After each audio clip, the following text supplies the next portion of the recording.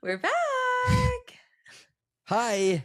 Hi. Today is Sunday, May 17th, and we're back for another week of Off the Rails.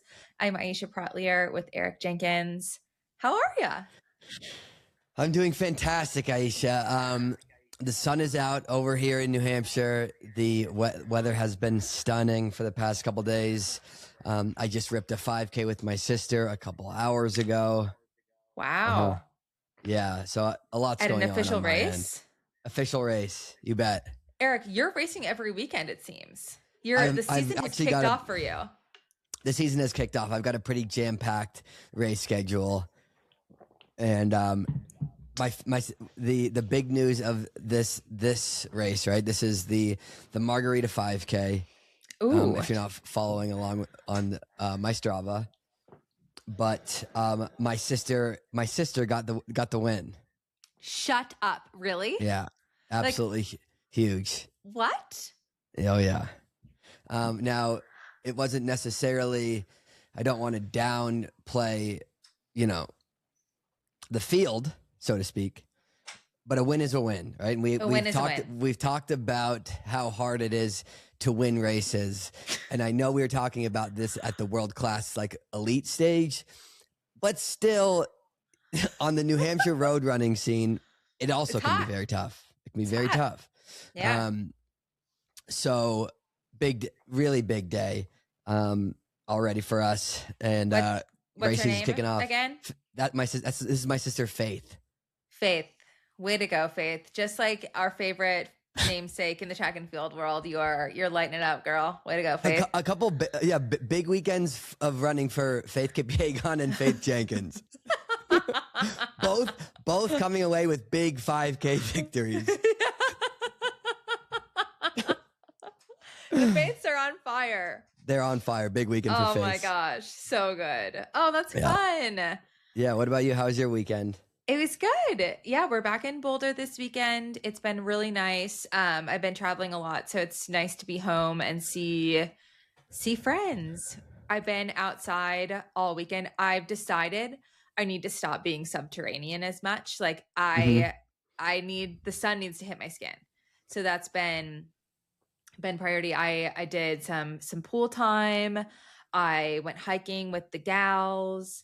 I went to the Niwot track this morning. Lots of stuff happening there. I got my stride the straights, jog the curves in this morning. Love it. Love to hear it. Yeah, I've been pretty much away from screens all weekend, and I'm loving that. Oh, good for you. Oh, you've been like actually mindfully trying to be away from screens. Yes. That's really good.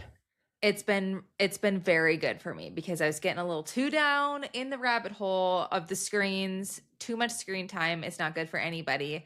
And now I'm feeling better. Were you these rabbit holes, were they like social media rabbit holes or like Wikipedia?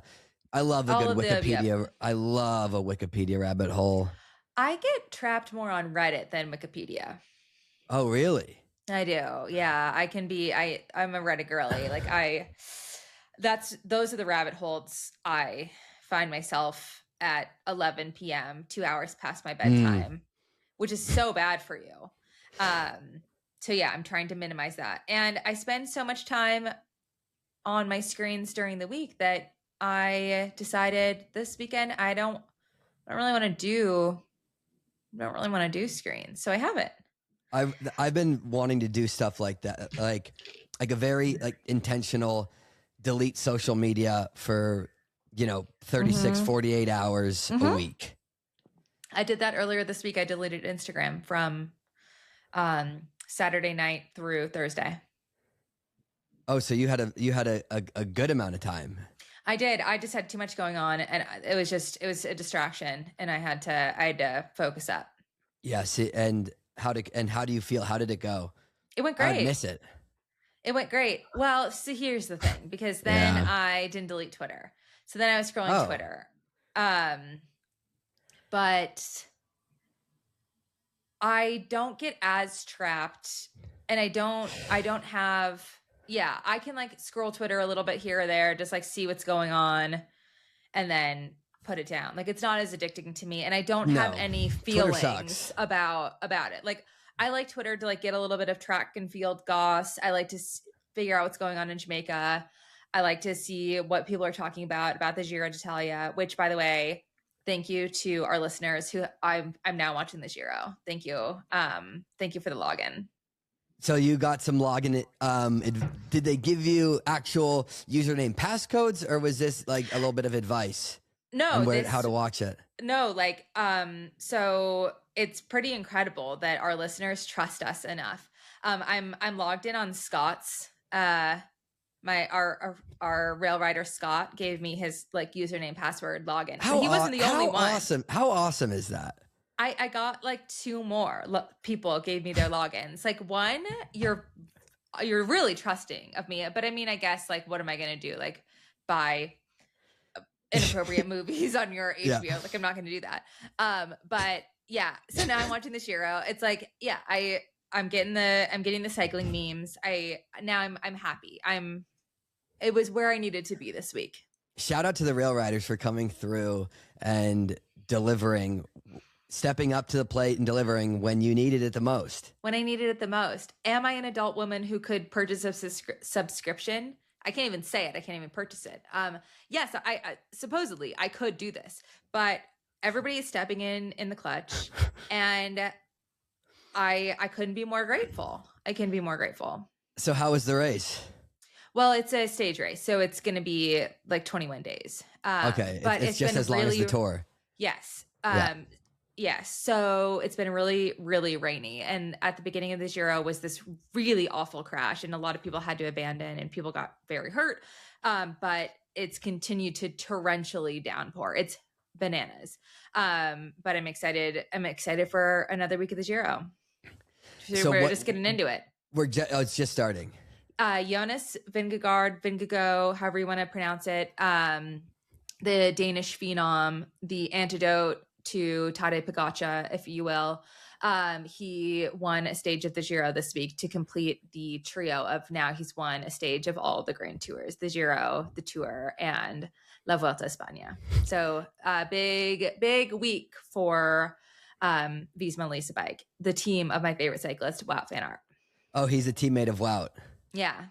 Yeah. I loved how of last week's episode, really the only clippable thing was you sliding into Wout's. Yeah. It was actually the both clips, the only 2 clips that we could work with from last week was you sliding into Wout's things and then me saying, I was joking, right? I think I should clarify this, but I was saying like cyclists should get run over by cars. Those were like the 2 only usable clips. I was like, yeah. I'm glad they didn't clip the cartoons that I am interested in. Yeah. You're sensually. Yeah. Except that would have been a fun clip. Yeah. Yeah. So yeah, good week. We're back into it. How close are we to our 1-year anniversary?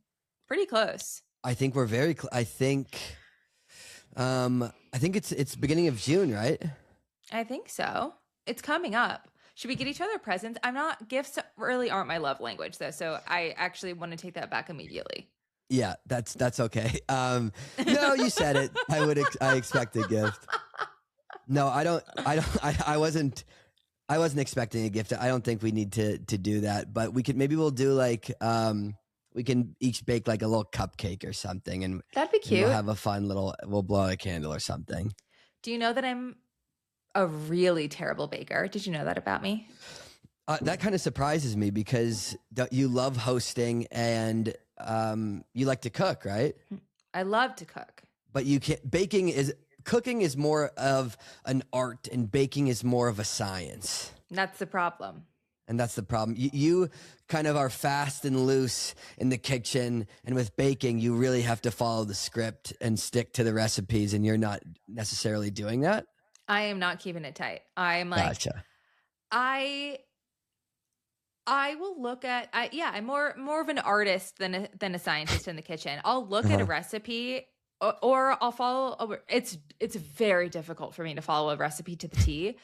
But if I want to make something new or I want to learn a new style of cooking or whatever, I'll look at the recipe and I'll read the recipe. I'll get the ingredients for the most part, and then I'll like pretty much do it. And then it turns out, and then I can edit from there or whatever. That always works well. And then I try to take the same approach with baking. And I'm like, oh, teaspoon, tablespoon. Well, I've got 2 sizes of spoons. This might be a teaspoon. This might be a tablespoon. And they're just my regular spoons. Like, I don't really want to go through the hassle of getting out the measuring things. Gotcha. And if it's like a half teaspoon, I'm like, well, that's half-ish of that other thing. So that seems right. And then it doesn't turn out well. And then I'm mad that it doesn't turn out well. Like I know that I'm the problem here, but so I just leave the baking up to other people or Whole Foods. Do you remember, I think it was during COVID, the pandemic, when everybody was obsessed with baking sourdough? Okay, so when I lived in Eugene, I baked sourdough, and so you had a starter, and it was all really great. But that's an art, like that's much easier. And it is. It's way more forgiving, especially in a place like Eugene that has humidity and you're at sea level and everything's great. We moved our starter to Boulder and it was a disaster. Like I couldn't nail it here. And so I think I was the only person in the pandemic that stopped baking sourdough rather than your sourdough could not handle Boulder, huh? No, it couldn't. It was like, no, I'm a sea level starter. I'm not Gotcha. an altitude girl. Yeah. Yeah. So do you still have your starter, or is that in the trash? Oh, it's in the trash. It's in the trash. What the fermentation that happened in our house during COVID was not only me drinking a bottle of red wine a week, but it was also Will got like either created or obtained a SCOBY somehow, and he was making kombucha.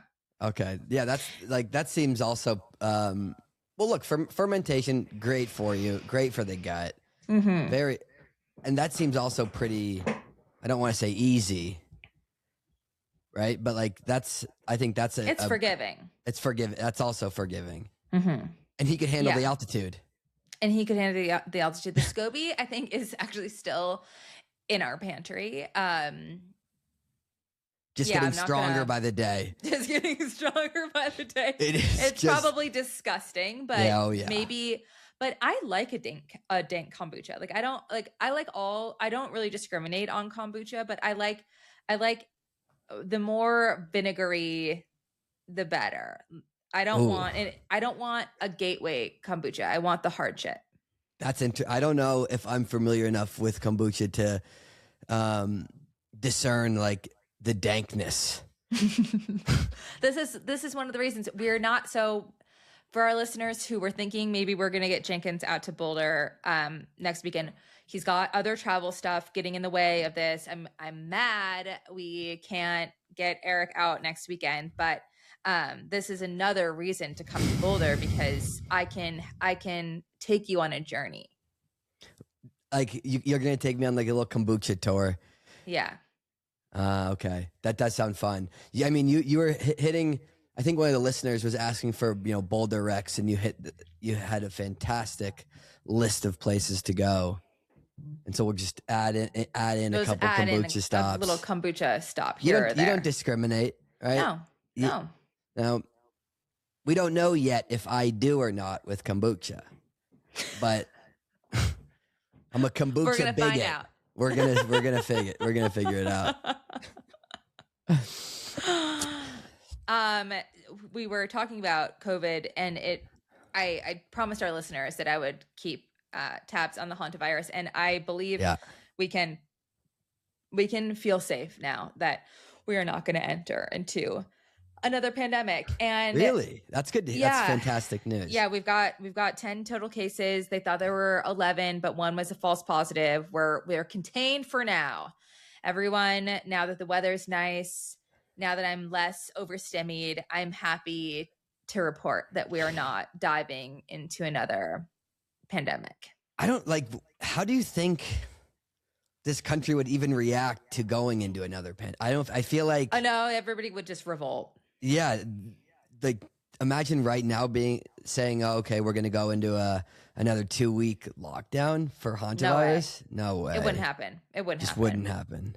Also, I wore a mask on the plane and I got 2 pimples immediately. And so you're anti-mask, obviously. I'm anti-pandemic. Like, no, thank you. I think we're good. Yeah. The face couldn't handle the mask. Couldn't do it. I forgot about that element. I don't like that. No, masks no one liked the masks. Actually, some people did love the masks. In theory, I like them too. Like, I don't enjoy being sick. There's a clear reason why they're great, but I forgot that I get pimples, and that sucks. That does suck. Well, your face looks fantastic right now, so you've bounced back very well. Thank you, Eric. No problem. I've got your back. Yes. Okay. So Hantavirus, nothing to worry about. Is it Hanta or is it Hanta? Hanta. I don't know. I'm saying Hanta. I don't really listen to. I'm more of a reader of the news than a listener. So I'm pronouncing it how I would like it to be pronounced. Yeah, I think it sounds. I'm better. not sure. Yeah, it sounds better. Yeah. And so how many people have died from Hanta so far? Oh, you're asking me questions I don't Just know. like Isn't it 3? 3 people. Patient 0, the one who fucked the rat, and then a couple other all from the cruise ship. How many people have died from Hanta? Oh, I've never been. Have you ever been on a cruise? No, and it's not for me. I don't think. Yeah. I don't think that. Yeah, 3 deaths. No, unless I could control who was on the cruise. And I don't think you can do that. Oh, actually, you could like rent a cruise ship with your. You could do a yacht, like the show Below Deck. Like that sounds great to me. Yes, a yacht does sound very nice. I won't I think I'm the same way. I won't do a Carnival cruise, but I will do a mega yacht with my friends. Yeah. But Eric, like I'm thinking about you on a cruise. That could be your worst nightmare. Like you can't escape. Like you need your quiet time, and you're not gonna get it on a cruise ship. I can't just shack up in my room and quickly recharge for a couple hours before hitting the pool and the all-inclusive drinks. It does if you get seasick, tough on the stomach, and then you might just be in hell for a little bit, and then you're always playing with fire with norovirus and Hantavirus. Yeah.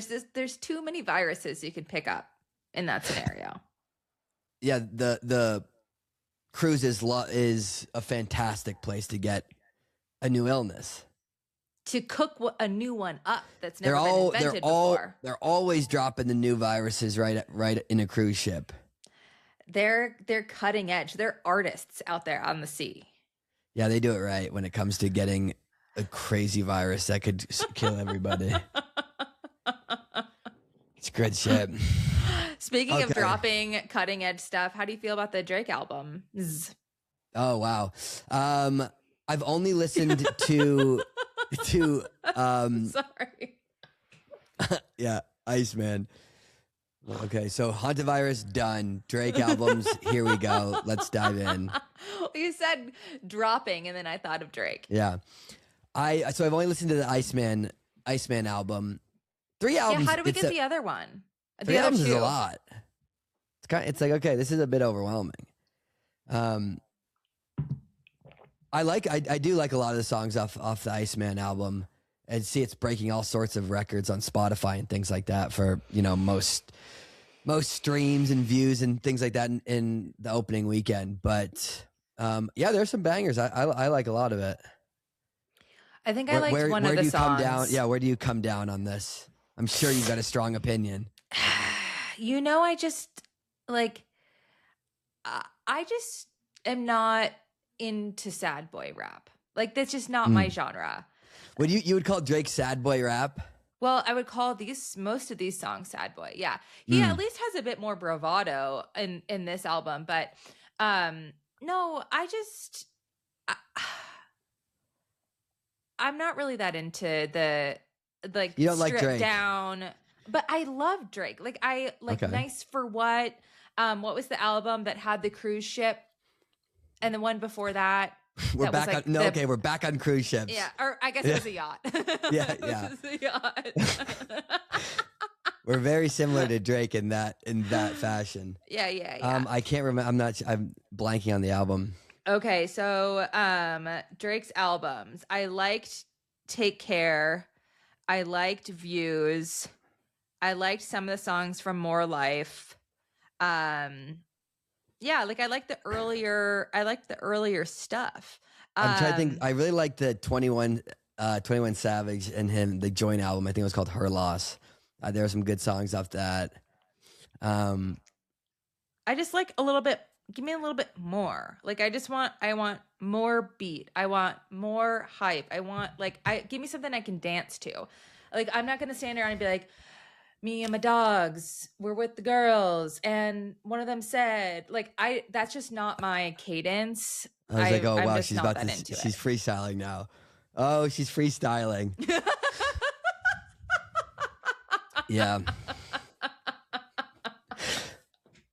You did it. You sounded verbatim just like him. Yeah.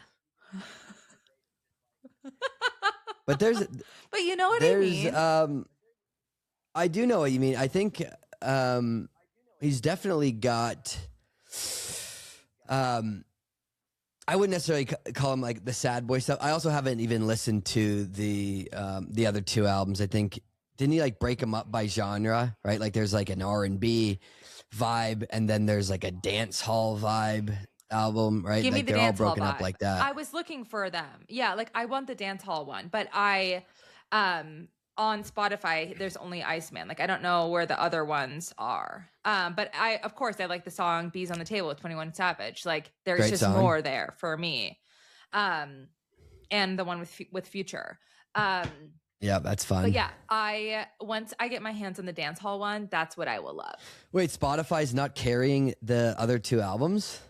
I didn't know. Do you have them on your stupid Apple Music? Of course I do. You do? Yeah. Oh, yeah. Oh, no. Oh, my goodness. Yeah, that's a big... I think you must not be looking right. There's no way Spotify doesn't have two of the other two albums. It just I don't just think can't. They do. That's a huge if true new release. Iceman. Oh wait, it. no, there they are. Yeah. There's the other ones. Yeah, there you go. I was like, there's wrong. just no way. So wrong. Okay, great. So now I've got something to do after this. I've got 2 more albums. So I will let you know like how much I wasn't vibing the Iceman vibe. I just was hitting next, listening to the first couple of lines, scrubbing forward, no beat. Next. Okay, so you're really like your attention span for it is basically 0. Like you listen to it and so you're not like listening to it through you're listening to it and you go, all right, like let me cut to the middle. If I don't like the middle and it's not fun, I'm out. I like fun. Yeah. I like fun. Oh, I like fun too. Yeah. Yeah. But if I'm just going to be listening to something that's like more chill background music, I'm just going to pick another genre. Like I think there's other genres of like I'd rather listen to like I'd rather jump to R&B or I'd rather jump to an indie artist or I'd rather jump to like something else than just like a stripped down. I'm like looking at all of like the Post-it notes I have around my desk of like I could sing all of these like a Drake song and it's boring. I'm sorry to the Drake fans. I'm sorry, Ry Benjamin. Like I'm sorry. Yeah. They're gonna say there's no way you could sing your Post-it notes and sound like Drake. But I love the confidence that you say you basically could be Drake if you wanted to. Look, I love it.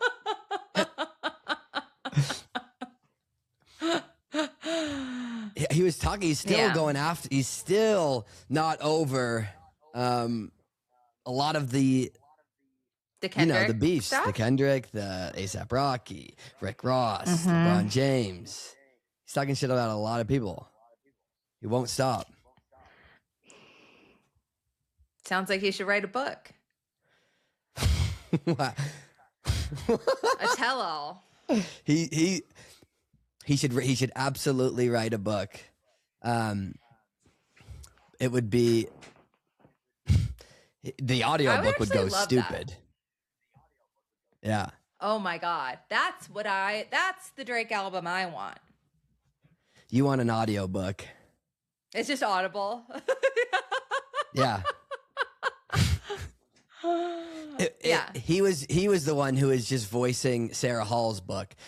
Sarah Hall asked you to do it. You passed, said she should do it herself. She's got a great voice. And then she goes, I'll just get Drake. It's Aubrey from Degrassi. Yeah.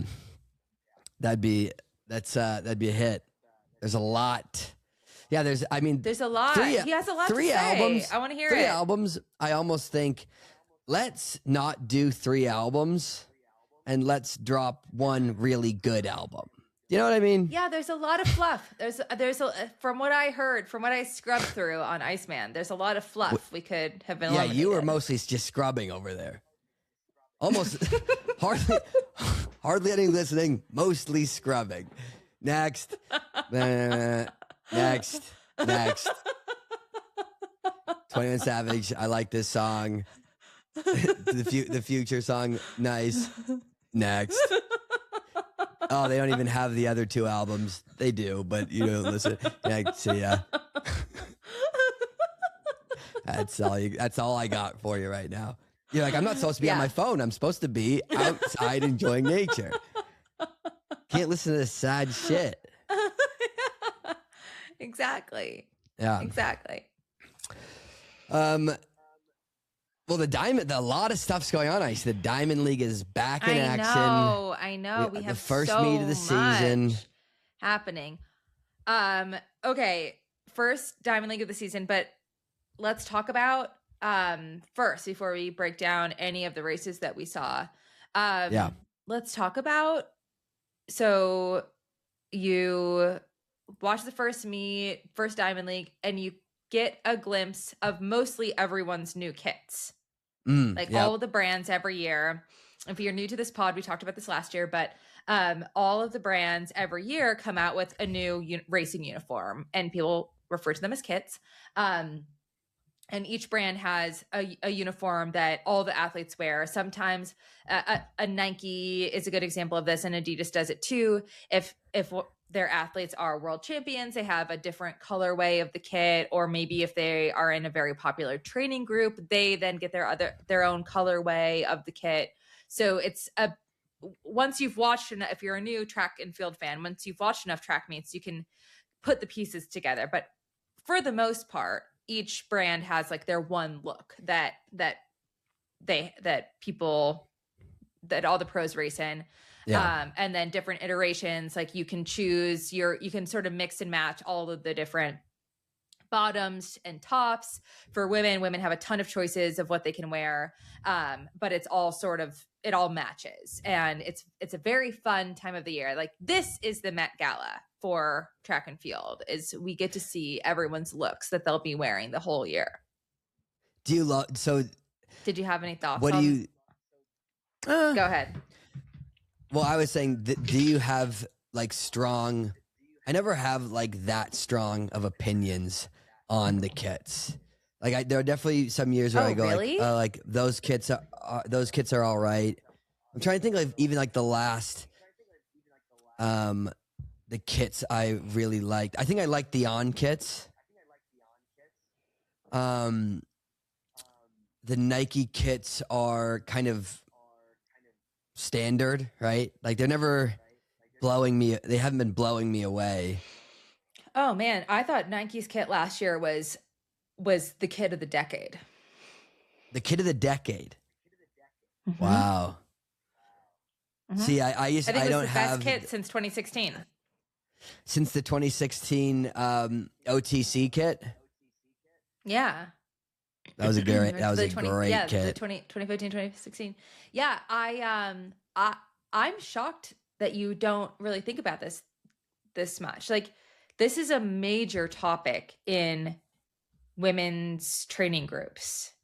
I mean, we could talk about the intricacies of each team's kit or each brand's kit for an entire long run, and then have follow-ups all season of like, oh, did you like, well, actually we thought the kit was ugly, but then have you seen it on so and so? It looks great on them. Like, it is a very top of mind piece of women's running conversations. Yeah, the guys' long runs sounded a lot different. So what is your initial thoughts on the kits? What's standing out to you? What do you like? Okay. What do you dislike? So if I had to rank them, I'm going to put the Puma kit as number 1 this year. Love the colors. Yep.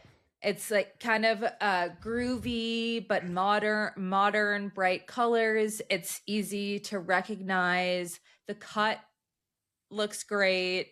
Something that you think about when you're on one of these long runs is how universally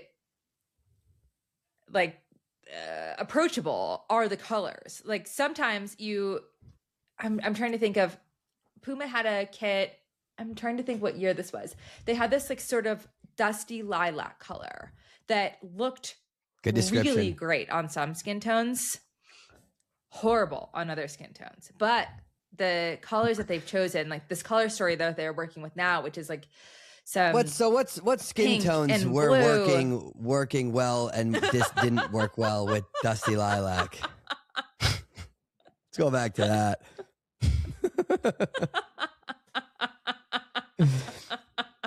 Let's just sink our teeth into that one for a bit. Dusty lilac. I've never heard that name. Let's just say dusty lilac wouldn't really look that great on you, because it's like a very light color, and it's I'm thinking about dusty lilac like it's almost just like a whiter lilac. I need dark tones. I need high contrast to stand out from my skin. So it doesn't. Yeah, you get. So okay, that makes. So the whiter you are, you get me. The dusty lilac isn't working for you. It's not really. It's just not letting you shine necessarily. Yeah, that your white privilege. Your white privilege can't get you into the good graces with a dusty lilac. Okay, it's okay. Yeah, you get it. You get it. I get it. So yeah, I'm gonna put Puma as number 1. Yeah. Colors are looking great on everybody. Everybody's looking cute. Nike would probably be number 2 for me. Their kit last year was phenomenal. It doesn't get better than that for me. So this year, why I'm putting them as number 2, it's not that I like it, but something you want is recognizability. That's not a word. But you want to be able to look at the track and be like, oh, like I want to be able to pick people out really quickly. And I want to be able to just to discern who's wearing what kit. It helps me when I'm watching a race and there's, in a middle distance race, there's a lot of people grouped up, and it helps me identify the racers even better. So it's not that I love it. It's just that you look at the track and you can see the Nike athletes very, very clearly. Yeah. Crazy that New Balance and Adidas kits are the same colors. Did you notice that? I did. I'm going to pull up some pictures right now. You would think there would be some like coordination on like groups and brands and be like, let's make sure that we can coordinate a bit so that everyone's points coming across, Yeah. So there is and I can't remember what it is called. There's an acronym for this sort of like tastemakery website or something. And I don't know. Yeah. I learned about that. This is going to be like half facts for me to recall this, but there's this like industry, like retail industry, like insider thing that you can subscribe to wherein you can log in and it helps with trend prediction, colors that are popular in the marketplace, graphics that are popular. Like it's sort of a crystal ball into taste, which is why when you go shopping, you see a lot of similar color stories or similar vibes in around the marketplaces, right? So my guess is like people, like everybody's looking at the same stuff, and trends are like everybody can access the same information around the world of like, what are the trends? What are the, trending colors in 3 years from now? What's going to be looking good? And so you can start making decisions based on that. I don't know that this still exists, but I did learn about this about 10 years ago. So what my guess is that New Balance they're all and Adidas on the were website. looking at the same thing. They're all on the website, and it's like, oh yeah, this shade of purple and this shade of yellow that's like a neon yellowy green together is modern, contrasty, cool, sleek, whatever attribute you want to attach to it. And they came out with it's the same color. It's crazy. They're using it in different ways. Adidas has that really great, the cut on women is fantastic. But it's this like brighter, slightly brighter than eggplant, and then this neon-y green yellow. Theirs is the eggplant base, and then the three stripes are this bright contrasting color. And then New Balance has almost like a cascade ombre of these contrasting colors of this green, yellow. The words you're throwing out right now are just delightful. Like a contrast. I think a cascade. I don't know what a cascade of ombre. Like now, I'm like, okay, Spanish is now in the mix.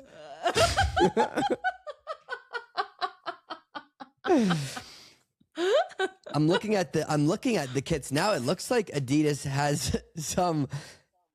I kind of want to say dusty lilac. It's like, didn't they get the memo that the whites can't pull this off?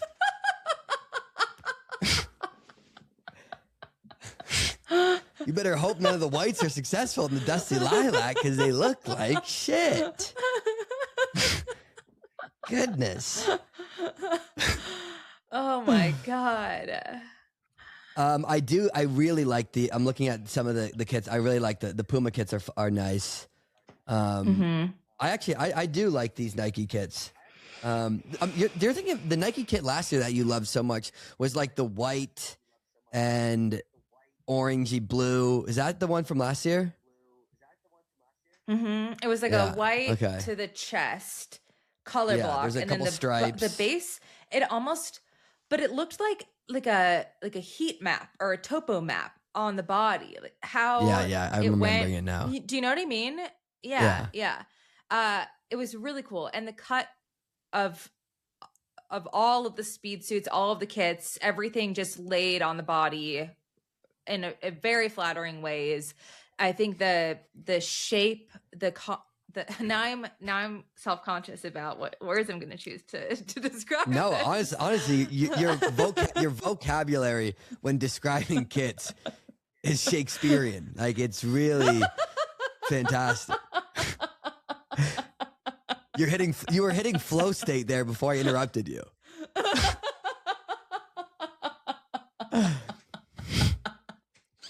I was like, it sounded for a second. I was like, I think Aisha maybe spent a lot of time, possibly even worked at like a Sherwin-Williams, because she knows colors in a way I've never heard described. Yeah. My goodness. Oh.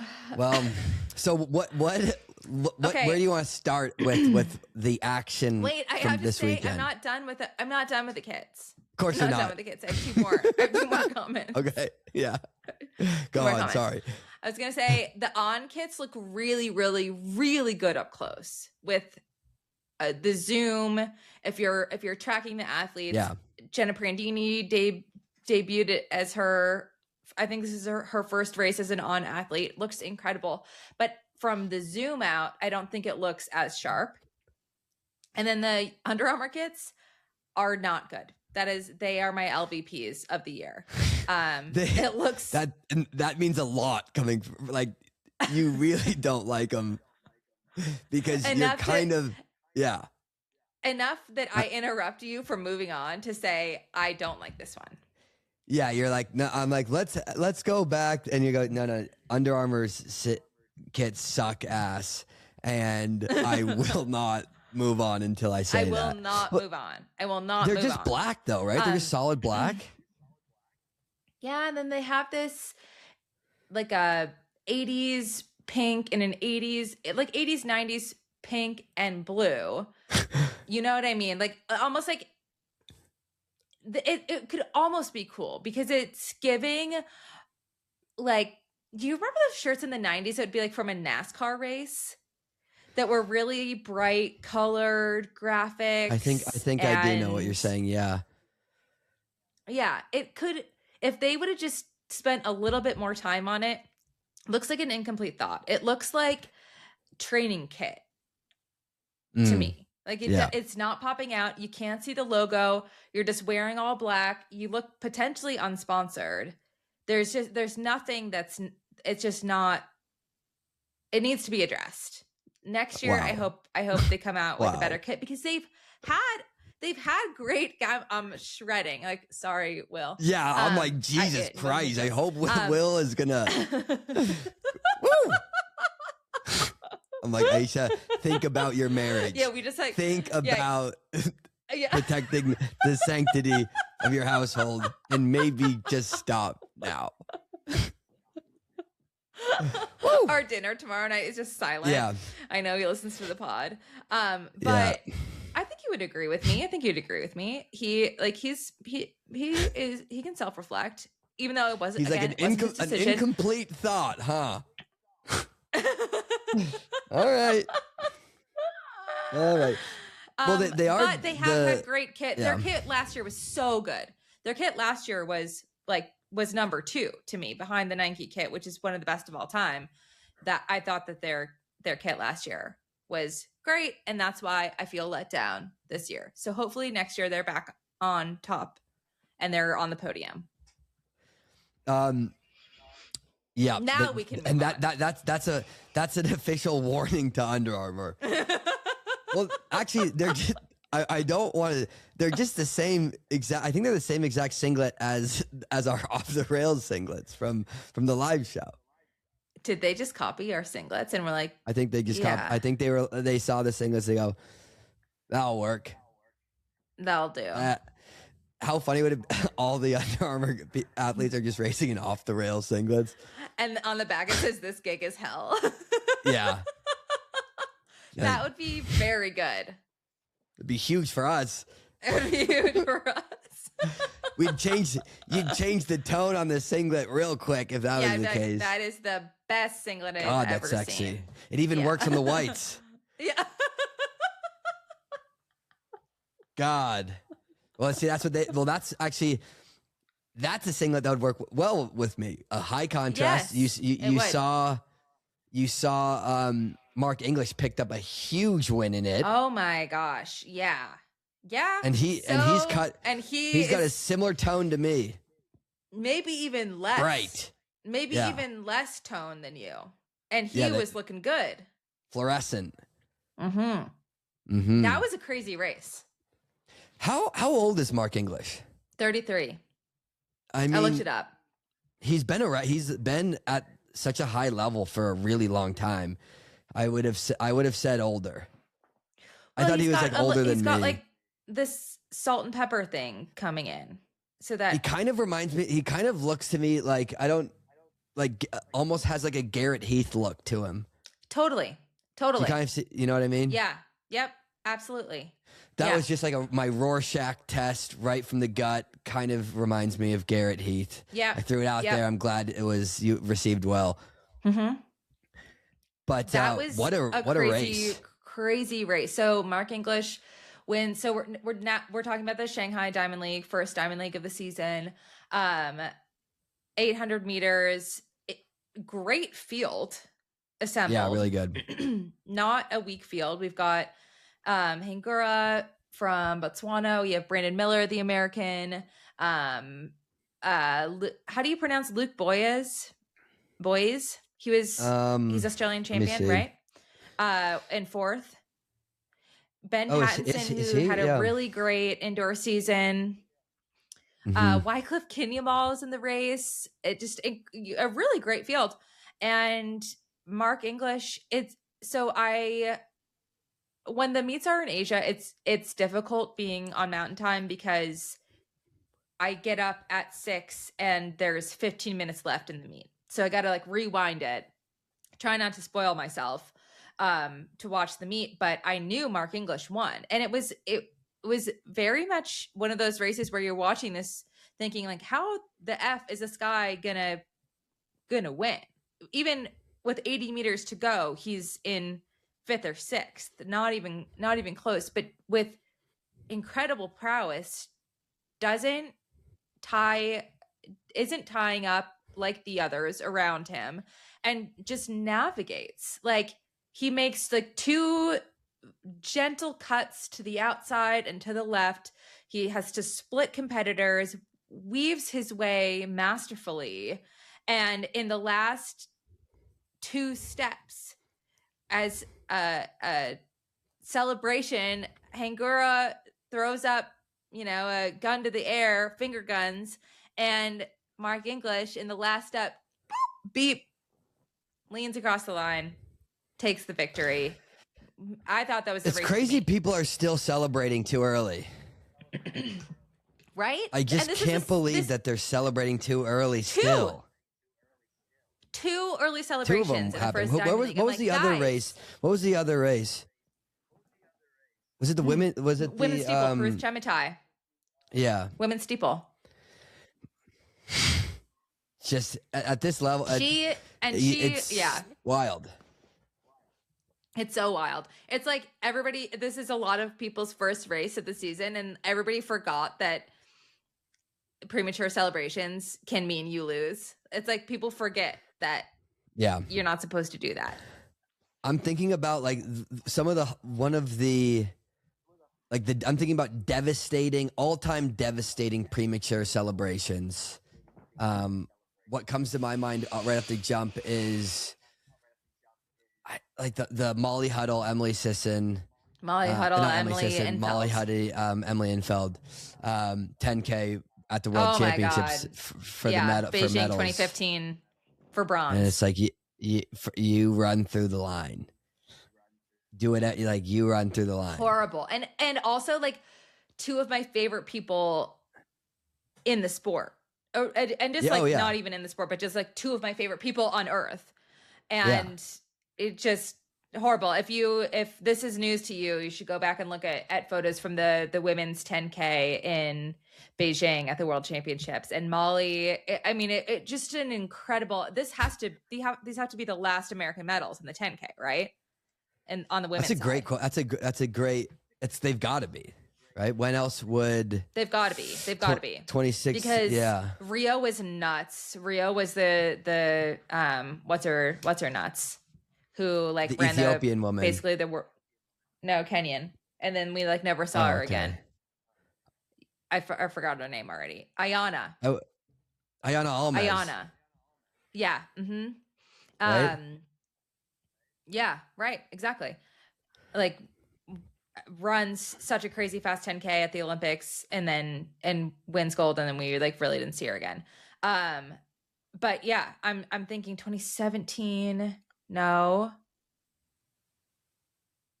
No, I don't think we should. That very well could be. But let me just say this: Molly Huddle really took it well. I would have probably. Yeah, she did. Took it in stride and was like, "You would have punched." I don't think I would have. I might have punched myself. Might have been a self punch. That's because it's what. You can't be mad at Emily. That's on you. You gotta fight the line. That's a medal. I just punched absolutely a mascot, rocked myself, and I would. I just absolutely rocked the mascot, and just really tank everything I got going. But the premature celebration, wild move. Hangura, that's a big scalp for Mark English to take. What a way to start the season. Hangura was it last year where he was just like on absolute fire, winning everything. So what a way to kick off the season for Mark English, and fast, right? 143.8. Very fast. 143.8 for an opener. Yep. That's big. Yep. Yeah. I also want to note that there were like 3 or 4 redheads in this race. Are you saying it's? Yeah, I guess I don't see color, Aisha. I guess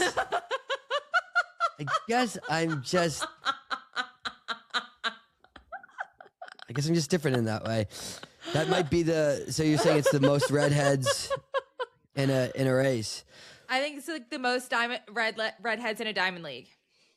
Did you see the thing on I think it was circulating on social media where it was like redheads were genetically closer to African Americans than they were white people. Did you see this? Redheads are black. Yeah, I saw this. Of course, redheads are black. Yeah. So what you mean to say is one of the blackest 800s in Diamond League. That's so four of the eight lanes were redheads. You're probably not going to get more than that. You'll never see another. You'll never see it again. You're never going to see it. Yeah. Who is the commentator? Wild. It really struck me. Steve Cram. He should have been the one calling it and saying, like, "My God, Hannah England. Crammy's out there." Was it Hannah England? She's like, "There is." Yeah. My eyes deceiving me. Like, it is. That's got to be that's too many redheads. That's maybe one, possibly two too many. We got the color is off on the screen. And a few of them are in dusty lilac singlets. Just not flattering. Who is the? Yeah, I'm trying to think who is the top. So who is the top redhead? Luke, the Aussie. Luke Boys, yeah. Well, yeah, Luke enjoy Boys. it. Enjoy it. You'll never see another race like that again as far as redheads goes. A lot of these races are fast. I'm looking at the other races, like this is a good the meet. Women's great meet. The men's 3K had like four. I think it was the amount of people under 730, all the way down to top 14 were under 730. It's insane. So it was nuts. Yeah, that's is really ridiculous. crazy. It used to be. I remember a day when where one person went under 730, it was crazy. And now, basically, if you don't, I mean, there's only 19 people in the field. 14 of them went under 730. My God, everyone else. It's crazy. I mean, 1, 2, 3, 4, 5 national records. The 3K isn't run all the time. It's not run that much. I think they're doing it more and more because now the 3K and the 5K are interchangeable at a Diamond League essentially. But yeah, I mean, really, really fast 3K. Wanted to shout out Lalo Herrera in 7th, CU alum. That was a huge race. That's a really big race. 7:27. This is a guy who hasn't in that type of field, like ahead of Jacob Kropp, and that's a really elite field. Yeah, my boy Timmy. That's crazy. And this is a guy who hasn't really made finals at a world championships. Like this is a breakthrough moment for him. And you could kind of see him just being so engaged and making a lot of the right moves throughout the race, and just choosing whenever people were going, he was right there and running really smart, and not in a chicken with your head cut off way, but like really responsive, and great race from him. Andreas Almgren, what can't this guy do? Yeah, I mean, I want to see. He didn't win it, right? I think that's the next step is winning. Yeah, it. But you know what I mean? He's a longer distance guy. Yeah, it's you're right. Cool. Like it is. Like the 3K. It's great. The 3K is one of those events where you're sandwiched between Reynolds and Timothy Chariot, like two incredible 1,500 meter runners, and you're like a 10K half marathon guy. This is nuts. Yeah, I wonder what he's gonna like. What his main event, right? Like the 10K. He's running incredible 5Ks. I mean, when you're a 7:26 guy now, like his wheels are there, right? So he clearly has the speed to run very fast 5Ks, but then he's got incredible half 10K stuff. I wonder what he would consider his like best event. Yeah, that'd be interesting. But I'm not even really familiar with the guy who won this race, right? Like, how would you like Abdullahi Muhammad? Abdullahi. Yeah, Muhammad Abdullahi.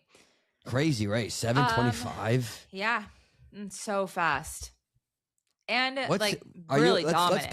Let's pull up Muhammad's World Athletics. Yeah, I want to see what this guy's been doing before China. What are you up to, bud? Yeah. Talk about the men's 100. Oh, men's 100. I'm trying to think. Well, this wasn't because Noah Lyles and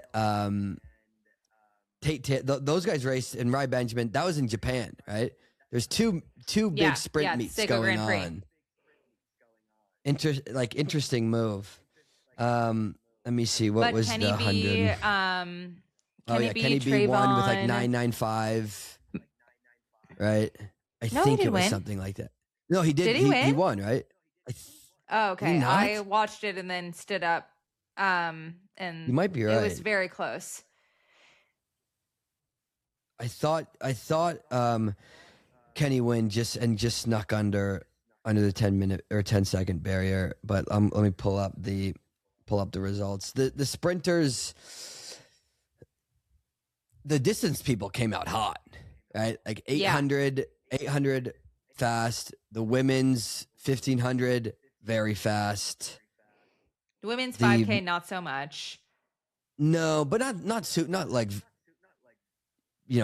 very slow either. What was it? Kipyegon won in 14:20. She won at 14:05. Well, she was gonna be paced for 14:05, and she ran 14:25, which for her is slow. Yeah. Let me see. Let me pull up the. I'm not. Oh, here we go. No, yeah, Kenny did not win. He did sneak under 10, but there are a couple people ahead of him. Trayvon right behind him in fourth, 10:01.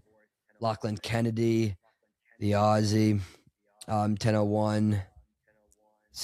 Christian Coleman back in eighth, 10:01. The guy Leo Talia Gift. What a name. Then we've got Ferdinand Omanyala right behind him. Last name Gift? I'm pretty... last name Gift? No. Like a present? I think first name Gift. Gift? Oh, Leo Talila? But... That's a great name. Gift like the present. Great name. and a great win. So good for him. Not all that fast. Okay, I'm there. Mohamed Abdullahi has We made it. Every national record of Germany, essentially. Okay. He's ranked number 7 in the men's 10K. He's number 20 in the men's 5K. He's ranked number 80 overall in men's road running. And this is in the world. So he's run, as we saw, 7:25 for 3K. He's run 13:06 indoors for 5K, 12:53 outdoors for 5K, and 26:56 for 10K. Okay, he's legit. And he's run 3:49 for the mile. Very legit. Very legit. Very legit. But now he's just coming on our radar. He's 27, so he's coming up. Coming up in the ranks. Let's see. Berkey Highlam won the women's 15. Sigi Daguma second. Yeah. They were rocking and rolling a lot of all the way down 11, top 11, all under 4 minutes. Gracie Morris in 12th, just missed getting under there, but still personal best. Emily Mackay. So this was an had interesting a great race. Yeah. Yeah, this was an interesting race with the Jess Hull and Berkey Highlam, who typically isn't the most tactically savvy. The two of them just going out, running really fast splits, kind of dominating the race and then fading. Well, Berkey ran well to kick and win, but Jess fading in the last 100, Dorcas fading in the last 100, and Sige Daguma second 1500 ever, her first 1500. I think she ran like 4:03 or something. We know her more as an 800 meter runner, and then Abby Caldwell from Australia coming up for third, new PB of 3:56.1. That's fast when you're very fast. 3:56 low, 3:55 being like it's almost like 3:56 is like a new barrier. Like we always used to talk about sub 4, and now it's almost like, all right, once you're running sub 3:56, like that seems to be a line of demarcation between women who are medaling and people like who aren't. It's like if you want to make that jump to the next level to be up there with the other contenders to medal, you got to be. It's like getting that fast, 3:56, 3:55. You got to be like running under that. To be like 3:54, 3:55 or faster. As you stood up, I was able to catch a glimpse once again of the Kirkland signature for our listeners. Aisha is rocking a Kirkland signature total sweatsuit. There we go. Yeah, there we go. Fantastic. It's a look I haven't seen. I don't know if not everybody could pull this off. Not everybody can pull off. Thank God it's not in dusty lilac. But yeah, you're absolutely rocking the shit out of the Kirkland signature sweatsuit. I love Costco. I love Costco more than anyone should love Costco. I am the ultimate Costco stan, and I have been for, I don't know, 14 years at this point. Was my first Costco experience. And if I could just quit everything in life and become a Costco influencer, I would be tempted. That's how much I love it. Do you? I have to be honest with you right now. I've only been to Costco, I want to say, a couple times. What do you do? I know. Do you go to the other place? What's the other place? Say its name. I shall not utter the Dark Lord's name. I don't really go to the other place. Well, the thing is, there's just not there's just not a Costco that close to me right now. But Is there a Sam's Club, Aisha, close to you? I don't know. Actually, they're not in the town. Maybe there is one like in driving distance, but I'm not shopping there. I'm shocked. Like, you are a man who needs his protein. You got to get your ass to Costco.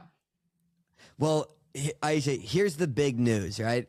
Is that I'm pretty sure there is a Costco coming right down the street from me very soon. Yeah. Can I come for the grand opening? You can come for the grand opening. Absolutely. I'm shocked they haven't even asked you. One of my favorite things, I get really honored when I convert one of my friends to a Costco member. It is one of the greatest honors of my life.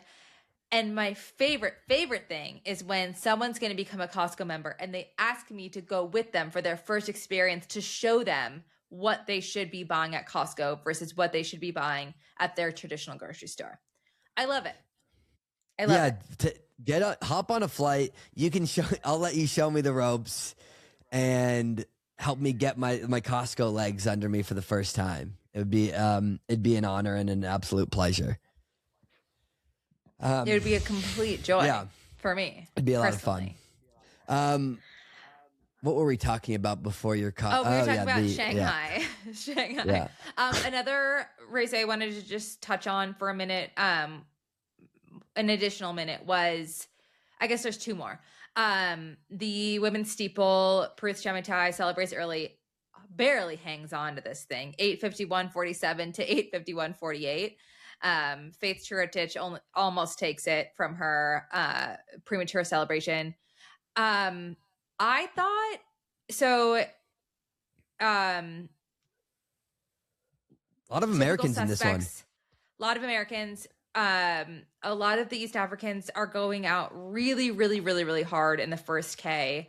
It's interesting. You don't really see in other races the racers being so far ahead of the pace lights. It's like, there's too much. This is a theory. Someone can tell me I'm wrong, but it's almost like there's too much to look at when you're steepling that you're not looking at the lights. Like, I wonder if they even know the lights are there. Like, they're just going out so much further ahead of the pace lights that to me, that can be the only possible scenario of going out in incredibly fast splits and fast times. But I want to shout out Lexi Halliday, because Lexi Halliday Lowry really stuck her nose in it and raced, instead of going out like stupid crazy fast that would not end well at all. Lexi did, of all of the Americans that were in the race, like Lexi went for it, and I always appreciate that. It's sometimes difficult in these races where the splits don't suit you to sit way back and, try to kick down, but the world is too fast now. So you have to do something. Yeah. You have to try to bridge the gap. And I think Lexi did that really well. What were the pace lights set for? Do you know like what the requested pace was? Yeah, I can't remember. This was like the first race I watched at 6:00 in the morning, so I don't remember exactly what the pace lights were set for. But they were just way ahead of them. Yes. Yeah. And then people died catastrophically. Like this woman, Firawat Gassese, who was 13th, was like in the top 2 the entire first mile of the race, and then just like died to 9:25. Like really crazy splits were being run at the front of the race. But no, I don't remember. That's she's like, I think I can handle this pace. I think I can handle suicide pace. When you go out. Yeah, 8:40 pace. God, that makes sense. Yeah. There's nothing worse than knowing you go, I'm absolutely cooked. Especially in a steeple. Like at least in the track you can, in track you can, I don't want to say a peaceful death, but like you can pack it up and not need to jump over barriers and into the water.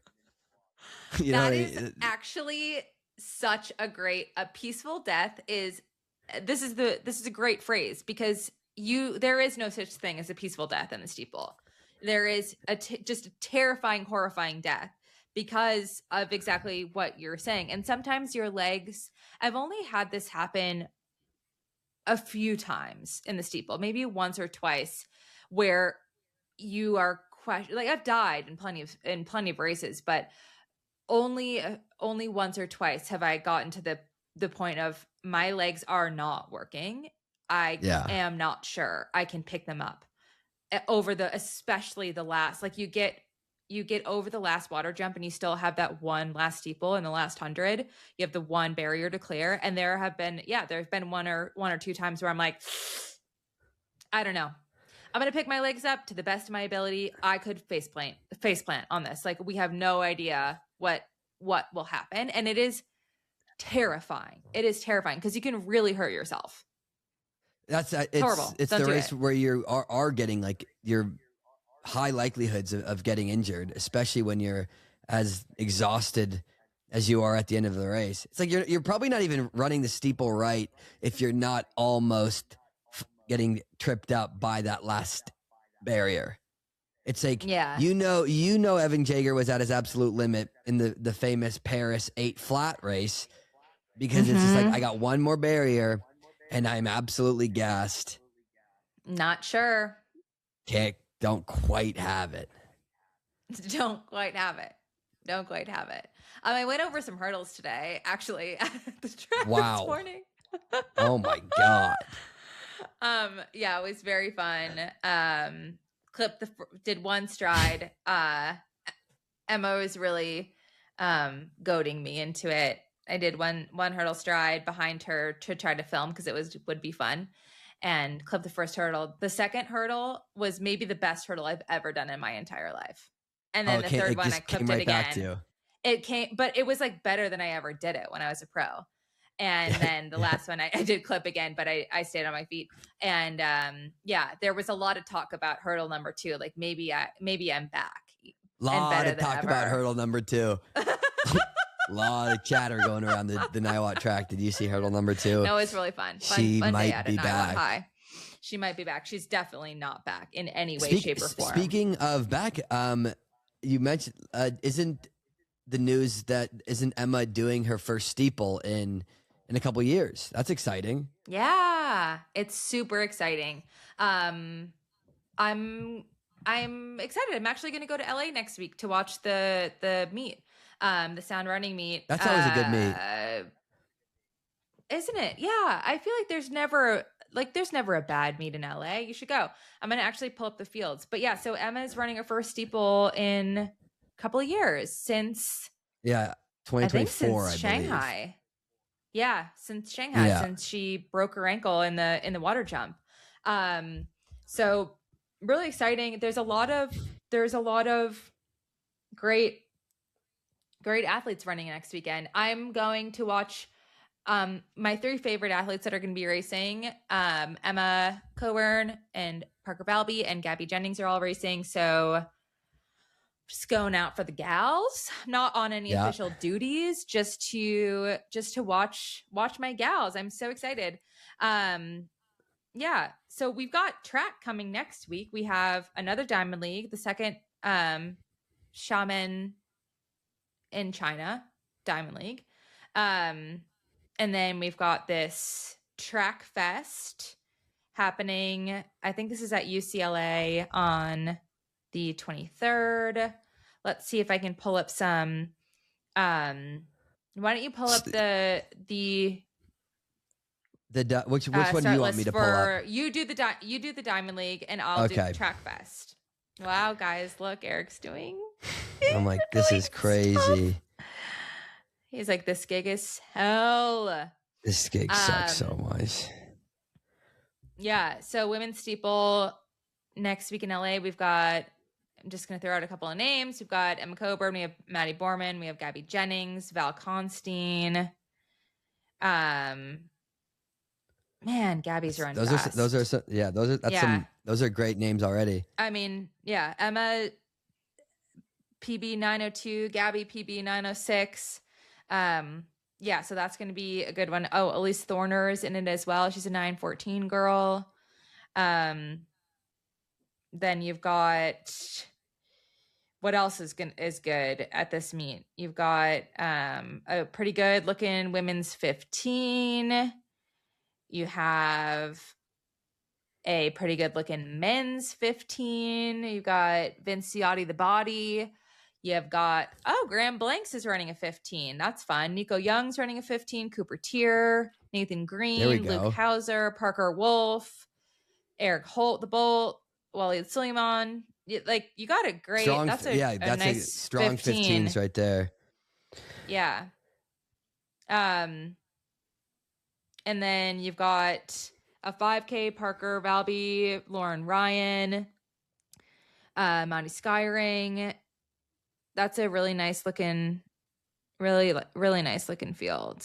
And then you've got a pretty good 5K. You've got Dylan Jacobs, Mo Ahmed, Habtem Samuel, Morgan McDonald. It's Drew Hunter, Adam Fogg, Justin Knight.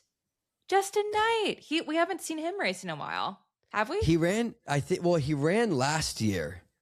Okay. And ran shockingly fast considering how much time, how long he's been out. I think he ran 13:0. Oh, wow. I totally missed that. I'm a big Justin Knight fan. I think he ran 13:0, and the guy's been on the injury train for a while. So I was just really impressed with that performance. Would love to see him keep it going. Yeah. Love to see the momentum. I spoke to you soon. 2 incredible 800 fields. Heather McLean, Claudia Kazmarska, Raven Rogers, Danny Jones, Valerie Tobias, Michaela Rose, Rasheen Willis, Allie Wilson. That's a great 800. Great field. The women's 800 in the U.S. is nuts. And then the men's 8, we've got Donovan Brazier, Hobbs Kessler, Jake Whiteman, Festus Lagat, Josh Kerr, Bryce Hoppel, Isaiah Harris, Abe Alvarado, wow. Crokin. Do you want to come to LA? No. Very good. You have travel commitments. Told you can't. Can't come. That 800 is. So this is kind of like the Josh Kerr, because when the London Diamond League is it in June? Is it or July? Because this is kind of like the build up to the Josh Kerr world record attempt. And July 18th. That's you're going to get those wheels on point if you want any shot at it. And that's an 800 field that certainly is going to be a tough one to win. Mm-hmm. That'll be exciting. Yeah, really exciting. Now, for the next China meet, my tab opening job is a lot easier because it's basically the exact same fields that just raced this weekend. Once again, the big difference is that the men's 3K is now going to be a 5K. Okay. So but they're all running it back, and I guess that makes sense. Like, you're over in China, you just might as well boom boom. Don't switch it up. Have 2 cracks at it. We were talking about how it's a great way to start the season. Like, a lot of Diamond League experience. You're going to China, 2 races, 2 weeks. Really good stuff. Are Noah, Vernon, and Rai coming from Japan to go to the Chinese Diamond League? That's a fantastic question, Aisha. Let me check right now. What? Let's see. Vernon is doing the 400. Let's see if I can if Rai Benjamin is in here at all.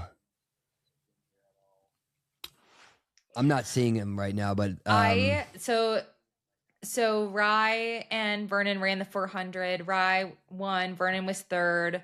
Noah won the 100, and that is a great meet. Like, so in pro track and field, there's the number 1 league is the Diamond League, and then the one step down from there is the Continental Tour Gold, and the Seiko Grand Prix has always been. I do feel that this race could probably be a Diamond League if they wanted to. There's a couple of races like that I feel similarly. The other one is there's a really great track meet in Berlin as well. And these meets are packed. They're really fun. That was always, I ran it a couple of times, and that was one of my favorite meets on the circuit. They got the stars out. They must have. It must have been a nice little appearance. The appearance fee's got to be there if you want Noah Lyles, you want Rai Benjamin. Japan loves running. The road race they do every year. What is it? Is it the Ikeden? Is that the name of it? But it gets more views on TV than the Super Bowl does. I'm pretty sure. Like, it's an absolute hit. They really entry. love the sport. Free entry to watch. Free entry to watch. So you would hate it, but I would hate it. You would hate it, but a lot of people would like it. That's clearly Japan loves the sport. They got the stars out. I want to say, did you see that a high schooler ran all conditions, fastest time in history, 19.86 in I think it was the Texas State meet, which is just absolutely insane. That's crazy. Yeah, tell me more about this. It's just absolutely insane. Let me try and pull it up so I can get the name right. But 19 sub 20, right?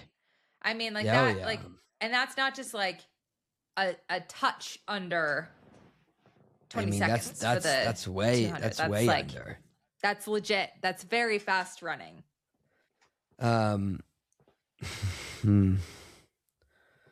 Texas high school sports to me are fascinating.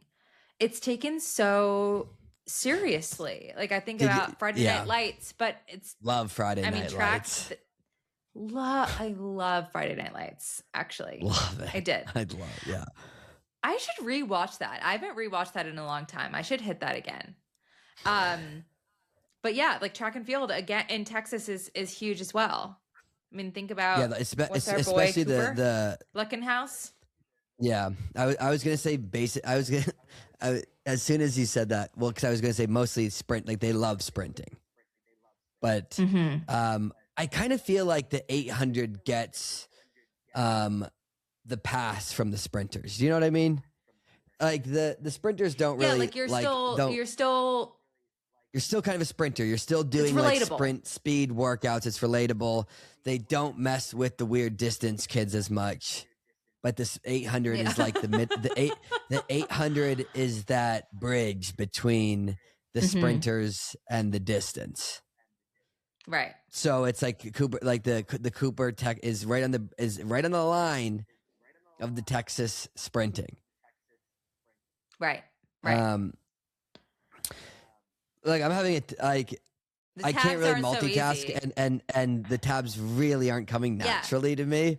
So naturally, that's fine. They're just so a high schooler. He's a minor. We're not even going to name him. We'll name him next time. He's a minor. Yeah. Okay, but I did want to call out huge throws news. So Dutch athlete in Shanghai Diamond League, Jessica Schilder, threw 21 meters, 21.09 in the shot put, which smashes the Diamond League record. It's a new world lead, and it's the first woman to break the 21-meter barrier since 2012. Wow. We have to shout that out. It's incredible. Yeah, that's huge. Poly throws must be going nuts. And I know for a fact we have it. Poly throws must be going nuts. And I know for a fact that we have at least one listener, I think 2 listeners that are throws fans. So I wanted to make sure that we shouted out Jessica Schilder on the pod today. Big throw. Big throw. That's really fun. What do you think? Should we take some voicemails Are we at the voicemail section, or do you want to discuss anything else? Do you have anything on the mind? Let's do it. I think we've really covered it. So I have a lot to say about a lot of things. So let's hit some voicemails. Yeah. They're loading. Just a minute, please. My phone is really doing some weird stuff, actually. So I'm gonna have to come back to this. What's going on with your phone? Fixing. Okay, it wasn't showing. It wasn't showing all of the voicemails, but now we're back. I'm gonna just be really honest. I haven't listened to these. I haven't pre-screened the voicemails, so they might be a little out there. Okay. Oh. Whoa. Hi, Eric and Aisha, long-time listener, first-time caller.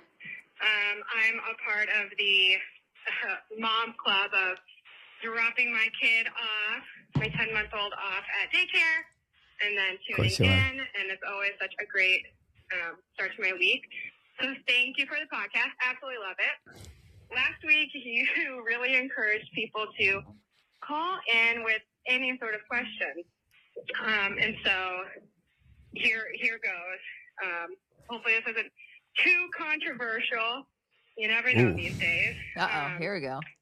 I gather that you guys kind of keep up on current events, especially in the political world. And so maybe you saw the little news clip about how Trump had collected $100 deposits for his Trump mobile phone, and then, has since then, gotten $100 million or something crazy. I don't know the exact number. Don't quote me on that.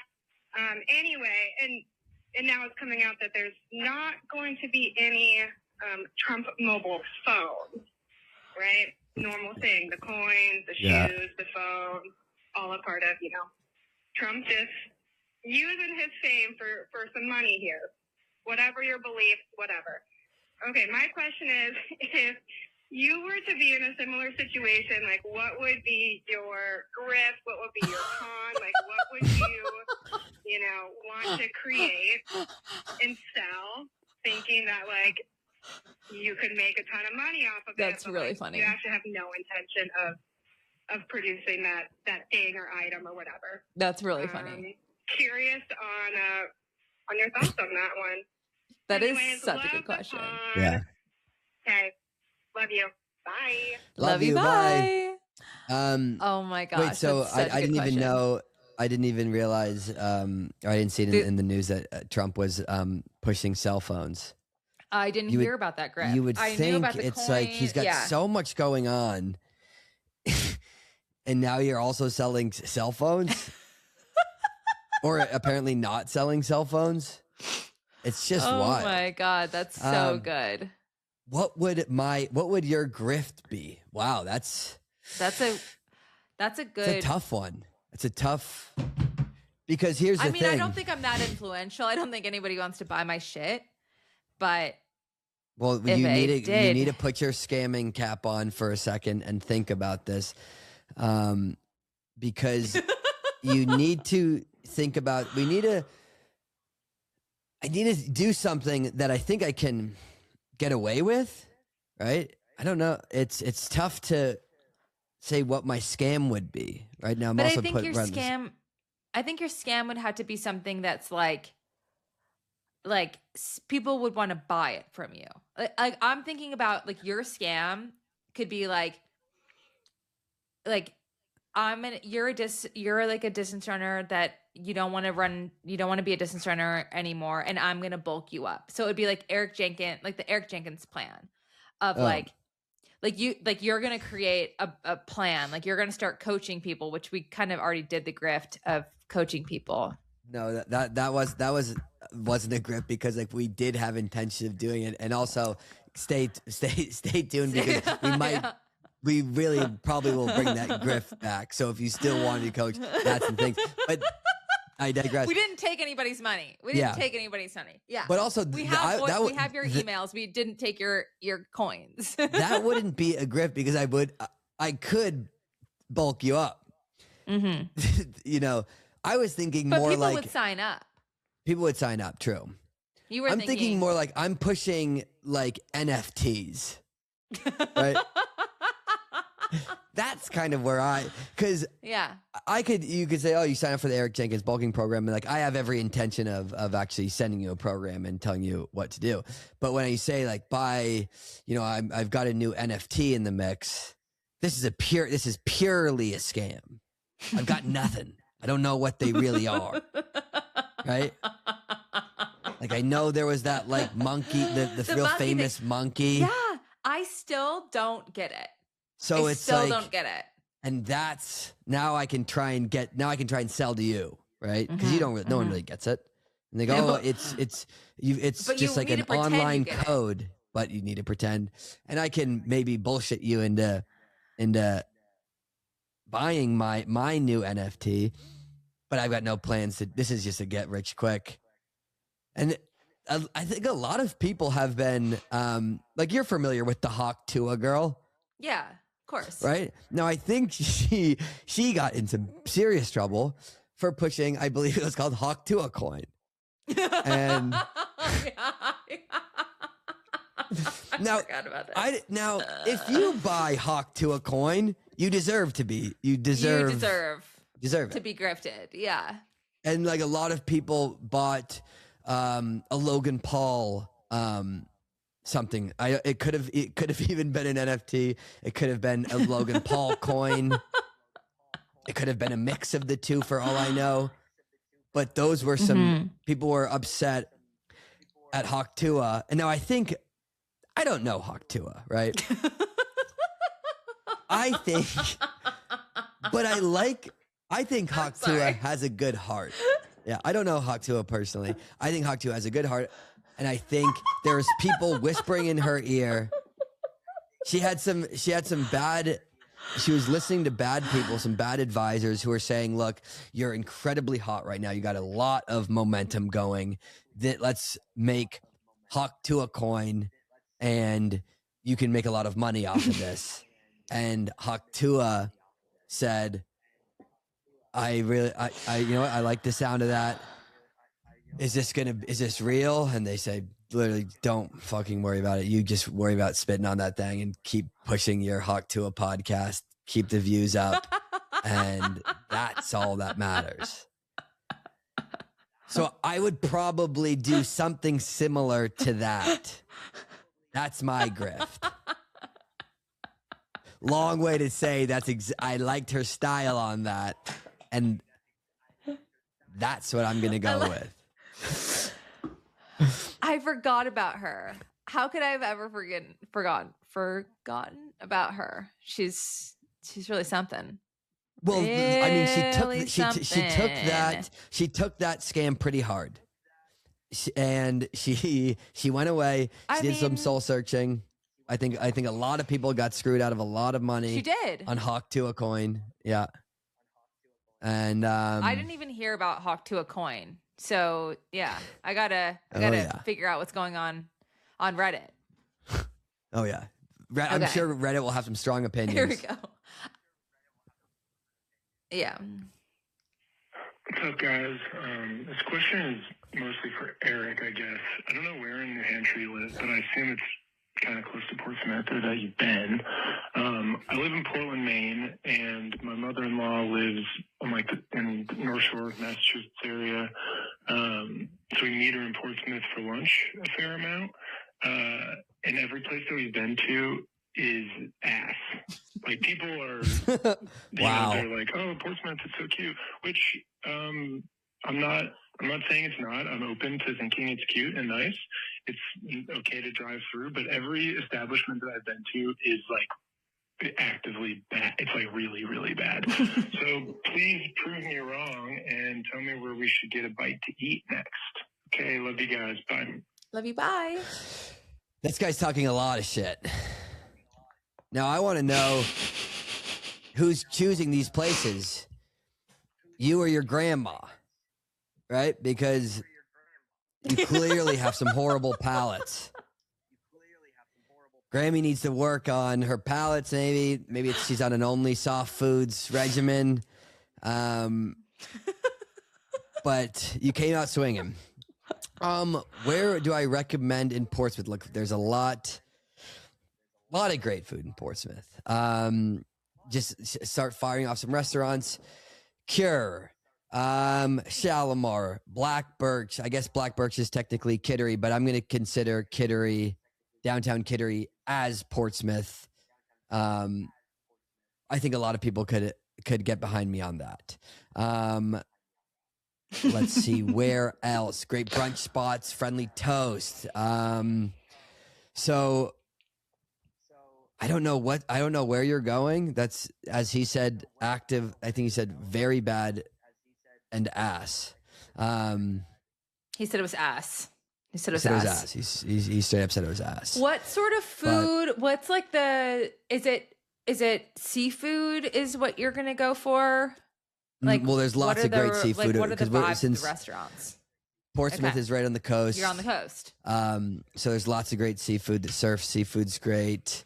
There's fun little like lobsters and outdoor places. Thinking about Chauncey Pier. I'm thinking about Buoy Shack. I'm thinking about it. It's like, I mean, this was the weekend for it, right? Like high 70s, sunny, on the water, drink in hand. Literally forget about it. This guy is with his grandma eating dog shit apparently. Now also Portland, Maine, great place for food. Great, lot of great food in Portland, Maine. Are you familiar with Portland, Maine? I've never been to Portland, Maine, but I would imagine I've heard Portland, Maine is lovely and that I would love it. Yeah, you would love and I love the Seacoast area. So yeah. I'm game. Yeah. I'm ready to come for the grand opening of Costco and then eat a lot of seafood.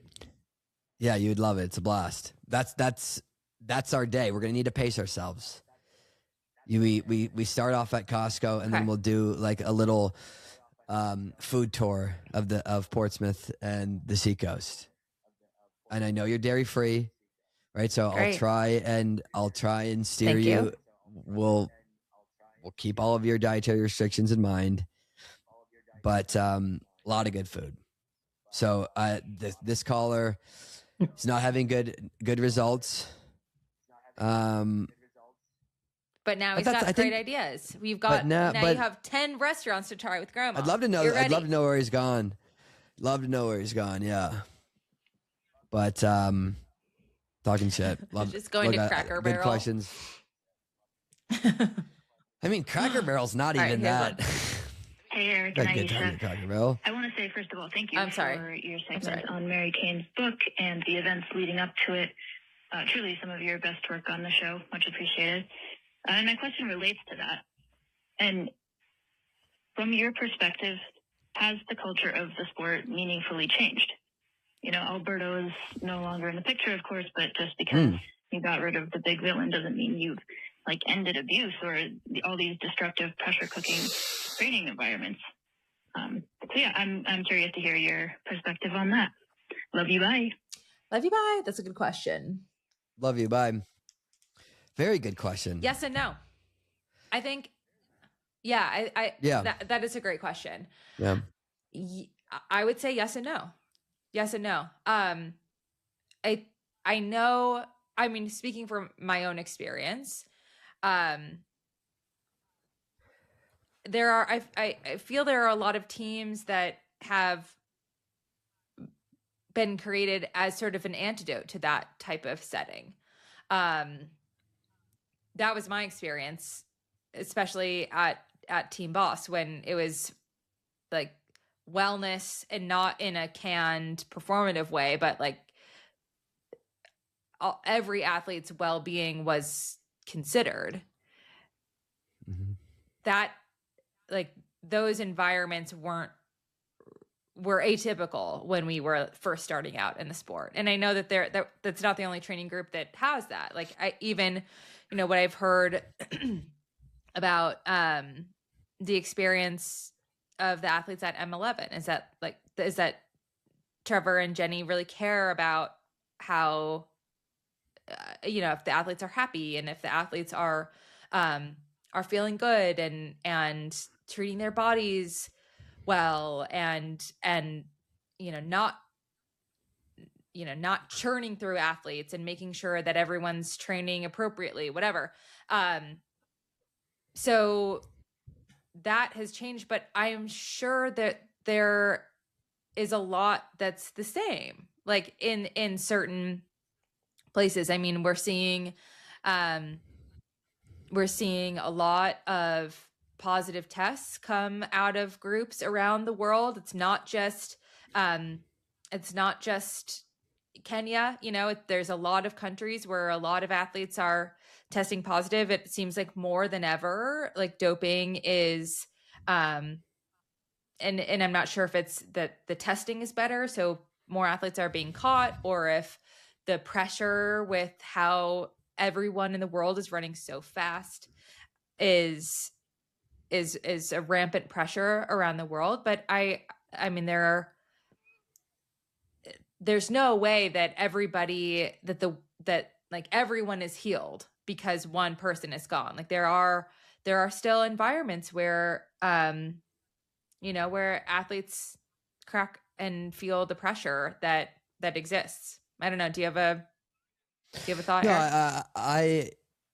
No, I'm sure a lot has changed, but at the same time, first off, I'm not as close to the sport as I once was, so I don't necessarily know all the ins and outs of the certain training groups. I think something that coaches, I don't know if they necessarily did learn, but maybe they should have learned. And I think in a lot of ways you did, but that type of coaching not only isn't going to get the best out of the athletes, but it's just going to actively make them worse, right? Like that type of, it's like environment and setting. And I think a lot of coaches do understand that. I think something like you mentioned, M11, and this, I mean, just how much different, like the idea that, having Keely not be your absolute lightest, but are instead prioritizing being strong and healthy. Like that's a total 180 from anything, like since we're, talking about Alberto, and that's from the best athlete in the world. So that like really sets a precedent. So, but you're seeing all sorts of, obviously you're seeing a lot of doping, but there's other stuff that comes out, right? I mean, think about, like not that this is not doping, but talk about like pressure and, harm with the, Gert Ingebrigtsen, right? Like there's another super high profile coach who was on trial, and, the father of the Ingebrigtsens.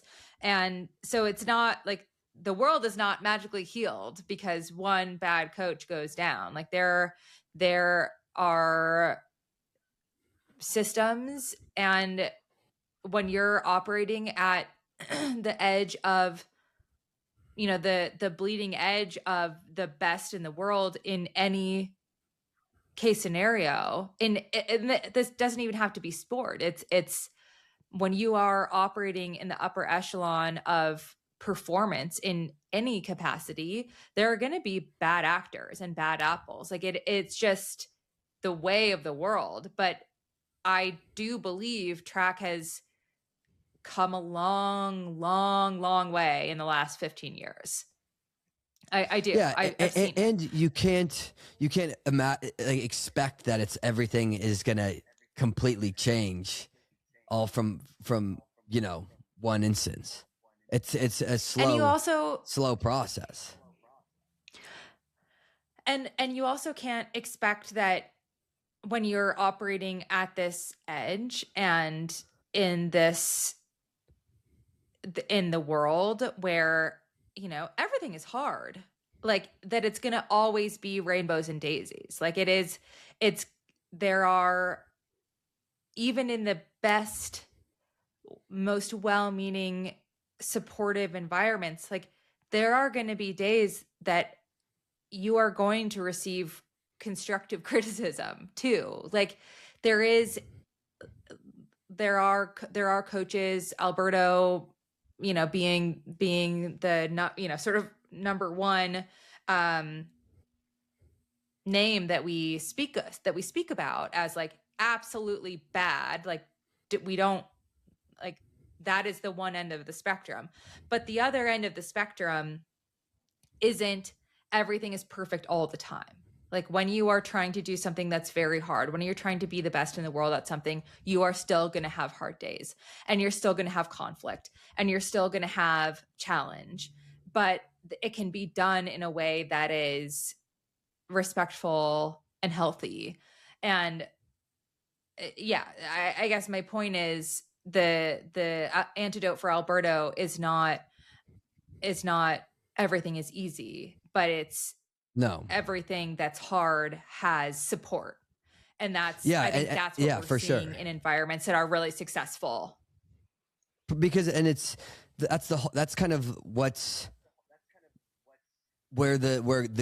separates, you know, the best coaches, because it's like you can do, and when you are a great coach and you have like that relationship with your athlete, and your athlete knows like, oh, like I really do trust this person, then, and you know, I'm not feeling whether it's like manipulator, and like you have the healthy relationship, those hard stuff, and the whether it's constructive criticism, whatever it is, those hard moments when it's hard workouts where like emotions are flaring and you're like, we all have that.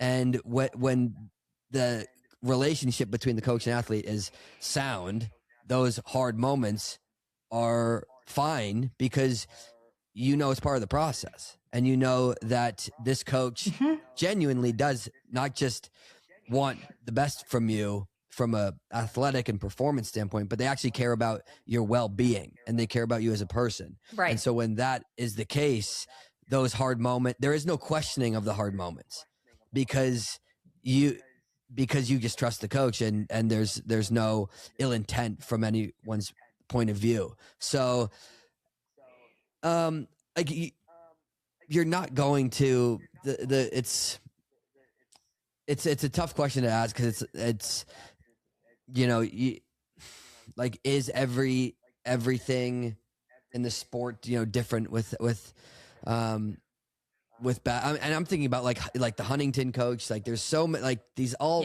things that are happening with those types of situations, right? It's not just all great, but you would hope it's moving in the right direction. It's definitely moving in the right direction, and at least what I've seen as maybe one of the biggest changes is that people are willing to speak out, and before that wasn't really the case.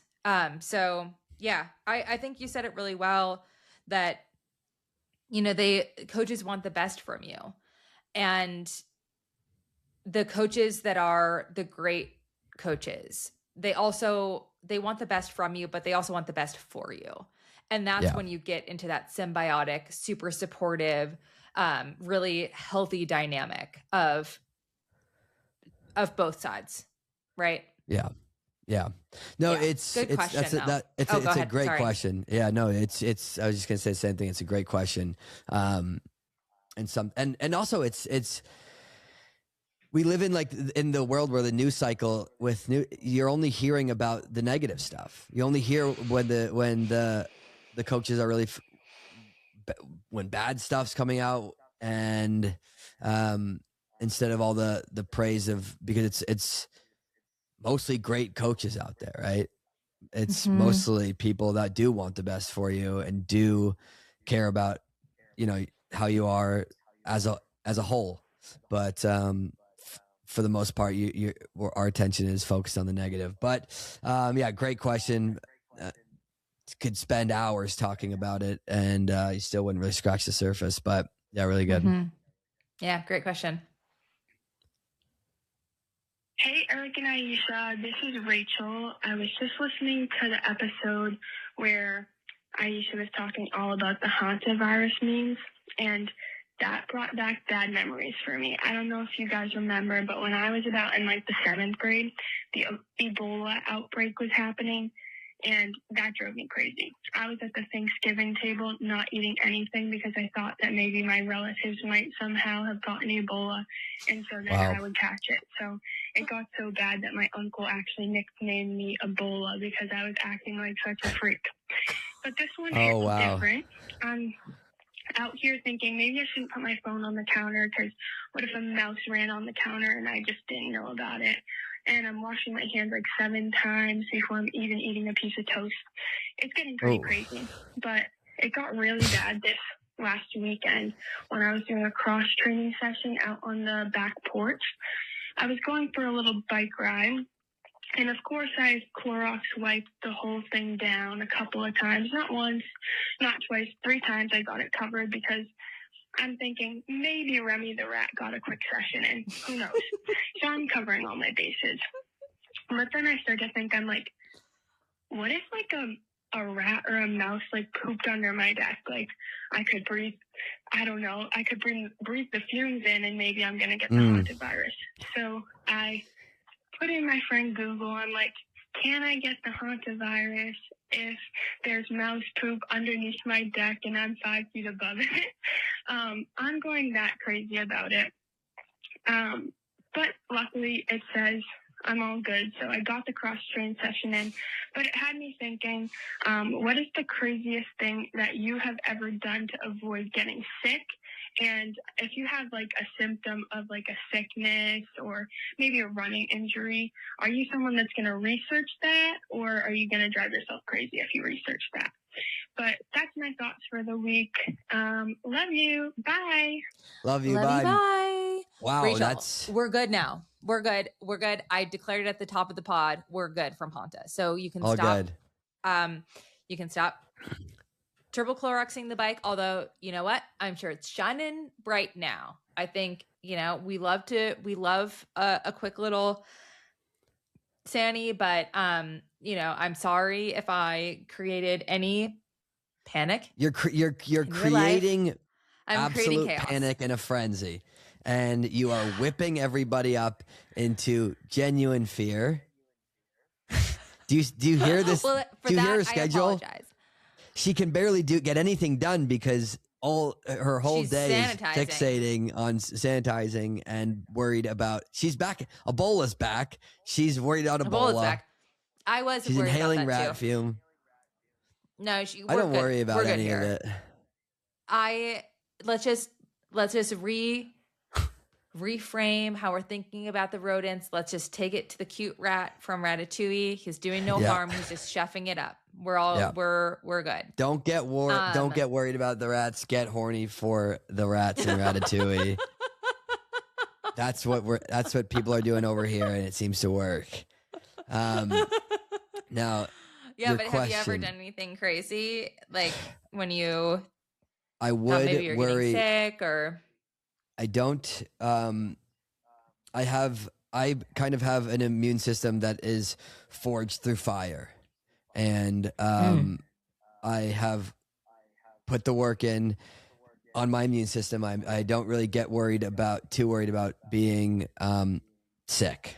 Now, what do I get worried about when I was training? Injuries. You bet you. Like I would always be looking. I was the type where if I could feel something coming, I would try and give myself a full anatomy lesson and really get to the bottom of what was going on. And usually, as we've talked about it before, it's usually too late when I'm hitting Google and wondering what's going on in my glute. The damage is done, and it's the Google searches aren't really helping me. But I do like knowing. I like the peace of mind of knowing like the functions, what's going on, what I can possibly do. You know what I mean? Imagine if you had Claude back then. I'd be having the most like crazy back and forth with Claude about how to get my glute med firing. You're like, no, Claude, I don't have a stress fracture. And Claude's like, yes, you do. I'm like, you don't get it. It doesn't hurt it hurts just in the very beginning of the run. Right around mile 2, it starts feeling fine. I think it feels tendony, maybe possibly nerve. And he's like, stress reaction, femur. Like, you does it hurt at night? Son of a bitch. Stress reactions. Yeah. It's over. I'm like, I can barely, when I'm getting out of bed in the morning, I have to kind of crawl to the bathroom. I can't really walk. He's like, bad plantar fasciitis. I go, I don't know. I might get a second opinion. It's hard to, I'm like, that's what everyone else is saying. That's what everyone else is saying, but maybe you need to see it. I'm like, I very much believe in modern medicine, but I'm also a potions lady. So I will do some kind of crazy stuff if I feel myself getting sick. Like, I will do some alternative medicine stuff if I feel myself getting sick. Now, I'm not that out there, I don't think, but I'm willing to make sure my gut is good. I'm doubling down on kombuchas and drinking vinegars and immunity shots, maybe some zinc lozenges. I'm willing to do that.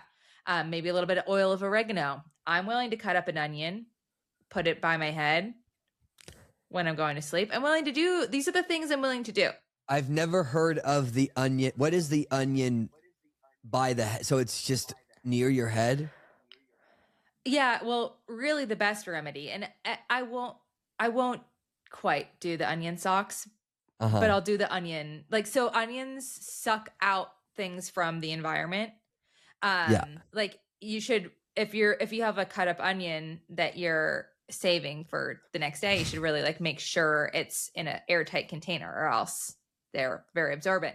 But so the real remedy is if you cut up an onion and you put it in your socks and then you go to sleep, it will draw out whatever is ailing your body. And it's drawing it out from your feet. From your feet. Yeah. If you think about like, I mean, this is not a new phenomenon. This is like, Eastern medicine, like foot baths and things. Yeah. But you could also put an onion on your bedside table or in your room when you go to sleep and help to sort of draw out sort of like an air purifier of your illness. Like. Sort of like an air purifier. I have a bunch of air purifiers in my house. Yes. Do I have a bunch of plants in my house? Yes. I'm willing to get a little out there if I feel myself getting sick. But knock on wood, I also have a pretty strong immune system. Maybe from my potions. Yeah. It could be from your potions. It could be from your onion socks. It could be from from a lot of different stuff. I mean, from my vaccines, it could be from all of it. You're anti-mask, but pro-vaccine. I'm hitting it from all angles, baby. Yeah. Yeah. I'm unfamiliar with onion socks, but I do kind of weird stuff like that too. And next time I'm feeling under the weather, I'll put a cut up red onion on my bedside table and I'll let it do its magic. Yeah. Keep me posted. Should we hit one more? Let's do one more. Fuck it. Why not? Okay. I'm sorry. We've gone over 2 hours now. Classic. Hey guys, this is Jazz Catterall. Many-time listener. I think third-time caller, second or third time, something like that. I'm actually on my way to daycare to pick up my child after picking up my baby. I can't say I cried when I dropped him off this morning. It was pretty nice driving back home to do my run. But I did listen to you guys, minus tears. Anyway, what are 3 books, preferably audiobooks? Like if you specifically have audiobooks that you've enjoyed, but what are 3 books that you would give a huge thumbs up to? I'm trying to add in some reading to my life. It's probably going to be an audio form, but it doesn't have to be. Anything else? I'd say that's about it. Thank you so much for the podcast. It is an awesome listen, both on the way to and from daycare and in the middle of the night when my little kiddo wakes up and starts crying. Keeps me awake for 4 hours. I love that, dude. I love you guys, too. Bye. Love you, bye. Love you, bye. Interesting. So, book recs. I'm not a big audio book guy. There's something, I just prefer to read them. The pace of an audiobook doesn't quite work with me. Just speed it up. No, but then I don't like how it sounds sped up.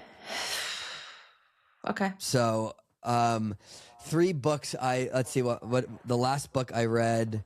I just finished a book called Lessons in Chemistry. Oh, I loved that. I loved it.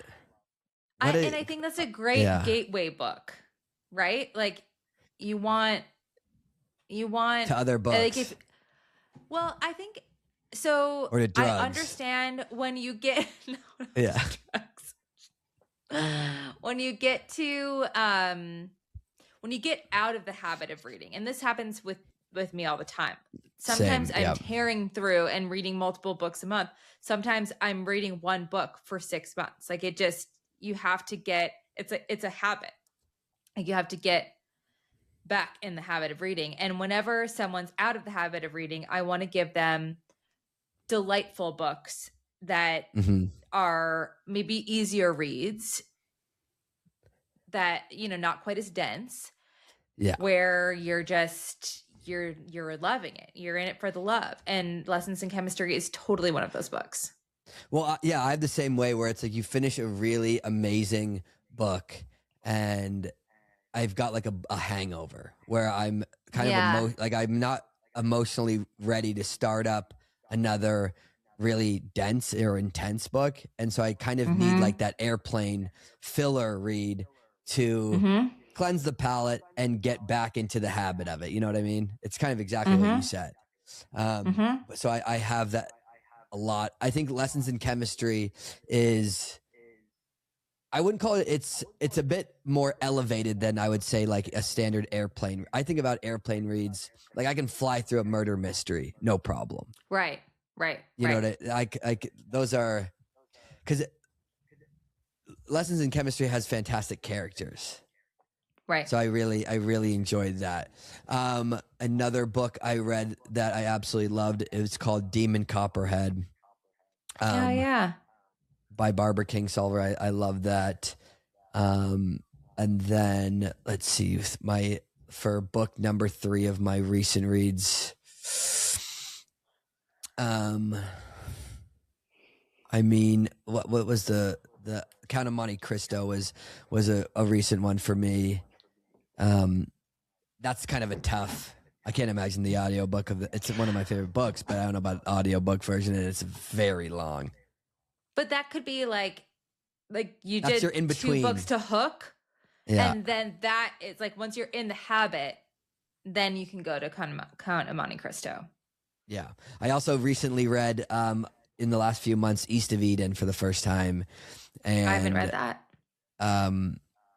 I couldn't have, it was absolutely fantastic. I thought it was, that's always one of those books that's talked about in the all-time, a lot of hype. And I thought it lived up to it. But what's give me some 3 for you. This is really tough. This is really tough because in the last 2 years, I've read a lot of great books. But I'm looking at my Audible right now. And I'm going to give you 2 Audibles and then a book to read, but you could also listen to Audible. It's fine too. Gosh, it's really hard to narrow it down. So, of the ilk of, what was the first one you said? Lessons in Chemistry. Similar like level of book, I would say The Midnight Library. Did you read that? That was Matt Haig, right?